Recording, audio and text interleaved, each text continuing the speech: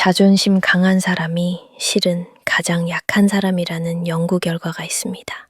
심리학에서는 이것을 취약한 나르시시즘이라고 부릅니다. 겉으로는 강해 보이지만 속은 유리처럼 쉽게 깨집니다. 2025년 12월 천안에서 일어난 사건입니다. 70대 남성이 위층 이웃을 살해했습니다. 이유가 뭐였을까요?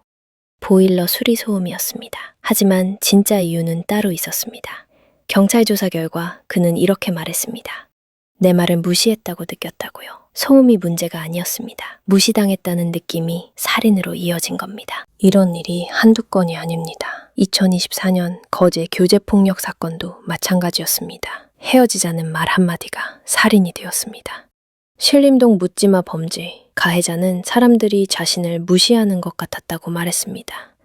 한국 여성이 전화 보고서에 따르면 친밀한 관계에서 여성이 남성에게 살해당하거나 위협받는 경우가 3일에 1명꼴입니다. 이 중 상당수가 자존심을 건드리는 말이 기폭제가 되었습니다. 무시와 이별이 가장 위험한 순간이었습니다. 왜 이런 일이 벌어질까요? 심리학은 명확한 답을 제시합니다. 이것은 자존심이 아니라 열등감입니다. 정확히는 취약한 나르시시즘입니다. 2024년 글로벌 심리학계가 주목한 개념입니다. 우리가 아는 나르시시스트는 거만하고 자신감 넘치는 사람이죠. 하지만 더 위험한 유형이 있습니다.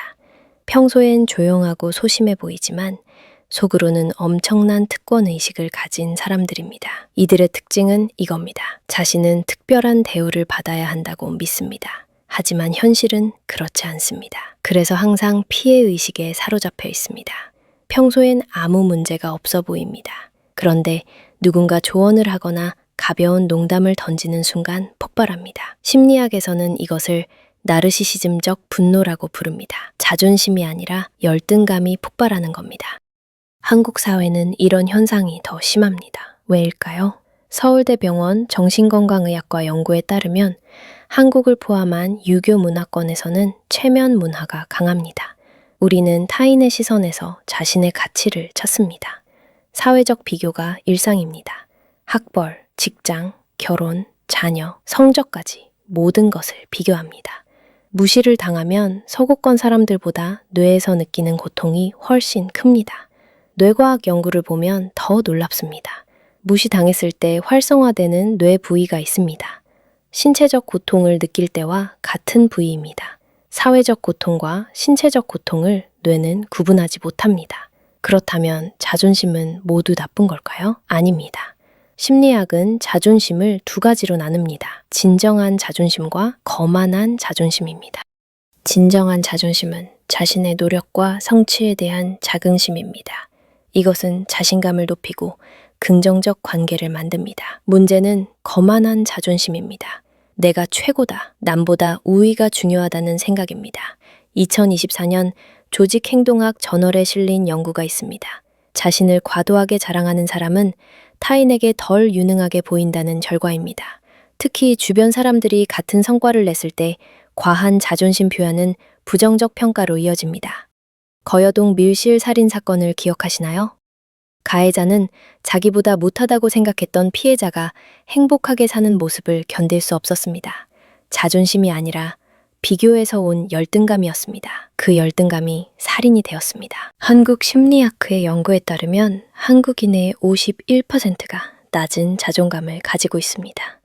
그런데 역설적으로 자존심은 강합니다. 속은 약한데 겉은 강한 척합니다.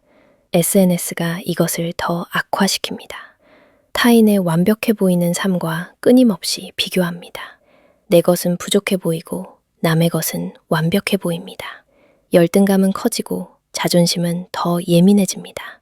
작은 무시도 견딜 수 없게 됩니다. 그렇다면 우리는 어떻게 해야 할까요? 첫 번째는 자각입니다. 내가 지금 지키려는 것이 진짜 자존심인지 물어봐야 합니다. 아니면 열등감을 숨기려는 방어 기제인지 말입니다. 두 번째는 비교를 멈추는 겁니다. 남과 비교하는 순간 자존감은 무너집니다.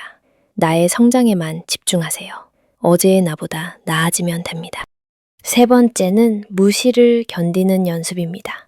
누군가 나를 무시한다고 느껴질 때 잠깐 멈추세요. 정말 무시인지 아니면 내 열등감이 만든 왜곡인지 확인하세요. 대부분은 후자입니다. 진짜 강한 사람은 무시를 당해도 흔들리지 않습니다. 왜냐하면 자신의 가치를 타인의 시선에서 찾지 않기 때문입니다. 내면이 단단하면 겉으로 증명할 필요가 없습니다. 한국인의 자존심 연구를 보면 이런 결과가 나옵니다. 자존심이 상했을 때 두 가지 반응이 나타납니다. 불쾌감과 공격성을 표출하거나 관계를 바꾸고 개인적 노력으로 회복합니다.